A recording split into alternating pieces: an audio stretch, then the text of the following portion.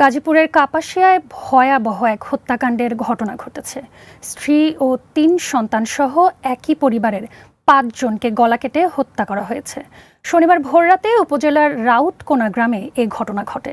ঘটনার পর থেকে পরিবারের কর্তা ফোরকান মিয়া পলাতক রয়েছেন। পুলিশের প্রাথমিক ধারণা, এই হত্যাকাণ্ডের সঙ্গে ফোরকান মিয়ার সংশ্লিষ্টতা থাকতে পারে। নিহতদের মধ্যে রয়েছেন তার স্ত্রী শারমিন এবং ৩ মেয়ে মিম, মারিয়া ও ফারিয়া। এছাড়া নিহত আরেকজনের পরিচয় এখনও নিশ্চিত করতে পারেনি পুলিশ। নৃশংস এই হত্যাকাণ্ডে এলাকায় ব্যাপক চাঞ্চল্যের সৃষ্টি হয়েছে। স্থানীয় সূত্র ও পুলিশ জানায়, প্রবাসী মনির হোসেনের বাড়িতে ভাড়া থাকতেন ফোরকান মিয়া ও তার পরিবার। শুক্রবার রাত পর্যন্ত পরিবারের সবাইকে স্বাভাবিক অবস্থায় দেখা গেলেও শনিবার সকালে ঘরের ভেতরে রক্তাক্ত মরদেহ পড়ে থাকতে দেখে স্থানীয়রা পুলিশে খবর দেন। প্রত্যক্ষদর্শীরা জানান, ঘরের মেঝেতে এক নারী, ৩ শিশু ও এক যুবকের মরদেহ পড়েছিল। খবর ছড়িয়ে পড়ায় ঘটনাস্থলে ভিড় করেন আশেপাশের মানুষ।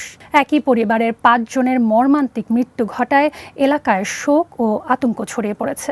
প্রতিবেশীদের দাবি, ফোরকান মিয়া ও তার স্ত্রীর মধ্যে প্রায়ই পারিবারিক বিরোধ লেগে থাকত। সেই বিরোধ থেকে এ হত্যাকাণ্ড ঘটতে পারে বলে ধারণা করা হচ্ছে।